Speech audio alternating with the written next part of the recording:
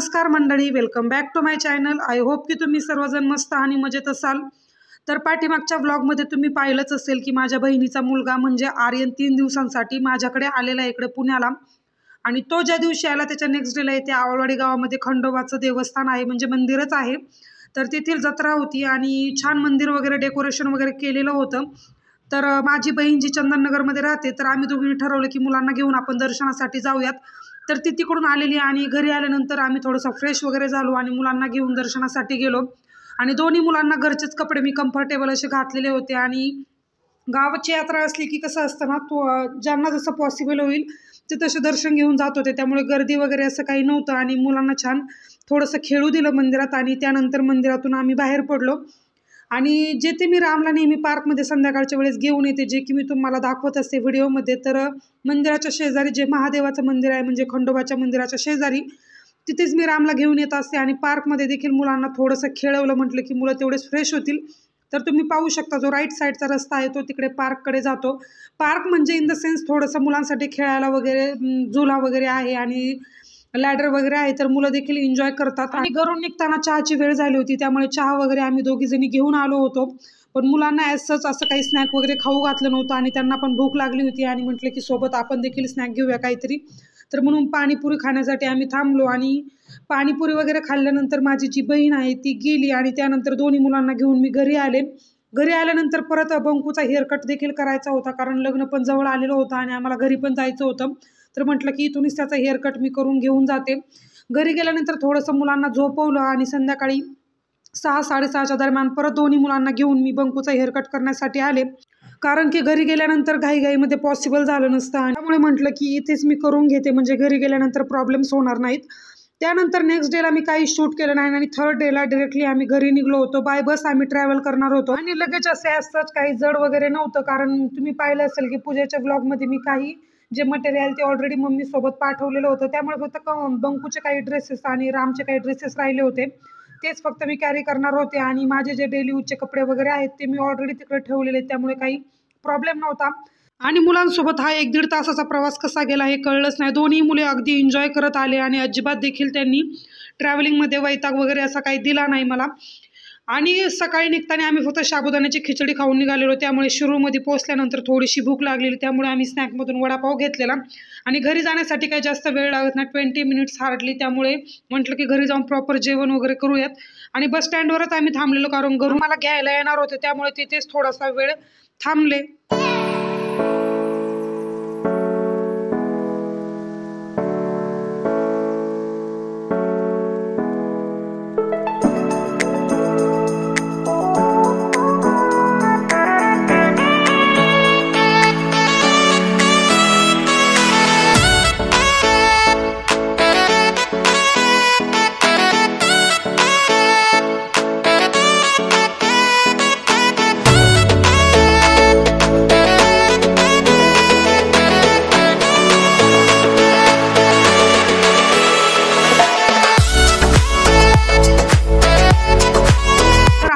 आम्ही घरी पोहोचलेलो, कारण सकाळी 8 वाजताच आम्ही घरून निघालेलो, त्यामुळे लवकर जाणं झालं। आणि आल्यानंतर मी काही शूट केलं नाही, कारण मुलं देखील दमलेली होती, त्यांना देखील झोपवलं आणि मी देखील आराम केला।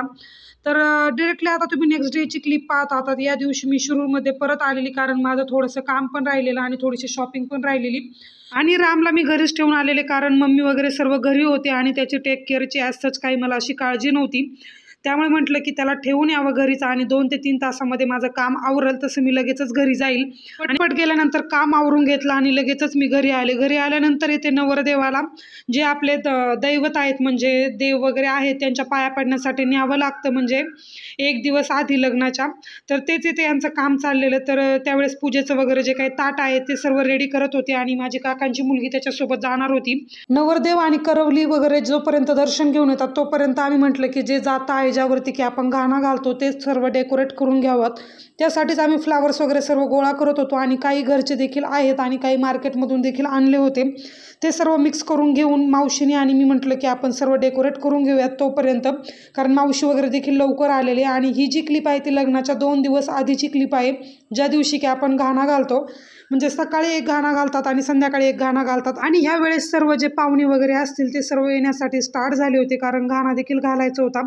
तर सकाळीच जाऊन आपल्या घरातील एक स्त्री सर्व जे आपले आजूबाजूचे असतील त्यांना जाऊन सकाळीच हळदी कुंकू वगैरे लावतात आणि गाण्यासाठी बोलवतात। तर ह्या सर्व ज्या क्लिप आहेत तो माझा मामाचा मुलगा याने सर्व शूट केलेला आहे, कारण राम मध्ये क्रँकी होत होता त्यामुळे सर्वच क्लिप घेण्यासाठी मला काही पॉसिबल होत नव्हतं। जेवढं जमेल तेवढं त्याने घेण्याचा प्रयत्न केला आणि 4-4:30च्या पुढे हे सर्व करण्यास स्टार्ट करतात। हळद फोडणे झालं किंवा घाणा घालणे झालं किंवा बांगड्या वगैरे भरणं झालं, हे सर्व कार्यक्रम चालू होतात। आणि आम्ही आदल्या दिवशी जेव्हा आलो त्या दिवशीच घरापुढे मंडप किंवा पूर्ण हाऊसवरती जे लाइटिंग वगैरे आहे ते सर्व काम डन झालेलं। आता फक्त गाणा बांगड्या वगैरे असेल आणि नेक्स्ट डेला काहीच प्रोग्राम वगैरे नव्हतं, सर्वजण रिलॅक्स होते आणि त्यामुळे मेहंदी वगैरे सर्वांनी नेक्स्ट डेला लावली।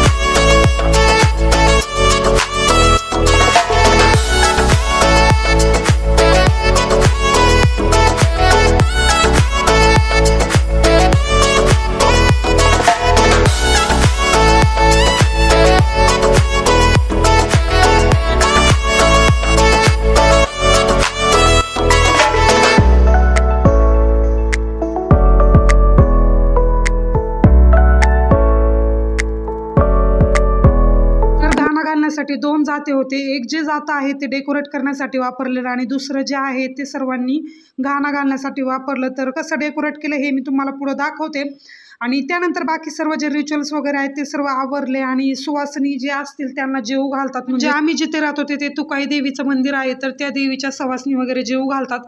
तर असं छोटंसं असं जातं डेकोरेट केलेलं आहे, कारण राम क्रँकी झालेला आणि मावशी आणि मीच होते डेकोरेट करण्यासाठी, त्यामुळे पटपट जसं पॉसिबल होईल तसं डेकोरेट केलं आणि फोटोज वगैरे क्लिक करून घेतलं।